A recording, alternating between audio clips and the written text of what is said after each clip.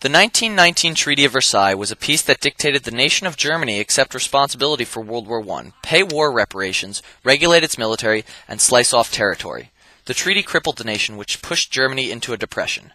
Outside Germany, the Western world enjoyed a decade of economic prosperity before it was plunged into the Great Depression after the stock market crash in 1929.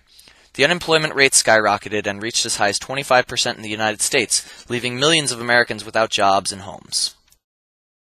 In 1922, Benito Mussolini successfully overthrew the Italian government and established a fascist dictatorship. He favored militarism, as well as government control and support of big business. A decade later, Adolf Hitler overthrew the Weimar Republic and became dictator of Germany and established a Nazi regime. Both dictators capitalized on the economic doubt, fervent nationalism, and ethnocentrism to gain an iron grip on the common peoples of Italy and Germany. By the mid-1930s, Hitler was remilitarizing Germany in clear defiance of the Versailles Treaty and started moving into the surrounding areas, including the Rhineland, Austria, and the Sudetenland in Czechoslovakia. Meanwhile, 10,000 miles away, the Empire of Japan, run by a military-controlled government, had been embarking on its own expansion policy since 1931, with invasions of China and the Pacific Islands.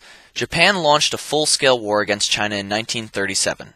Japanese soldiers were trained to give up their lives for the honor of the emperor, who was thought to be a living god. This created a fearless and determined soldier as a tool for the aggressive Japanese war machine.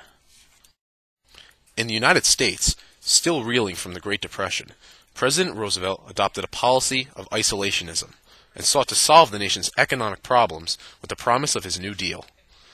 Europe went to war in 1939, when Germany invaded Poland, and by late 1940 it occupied much of Western Europe. The United States chose neutrality.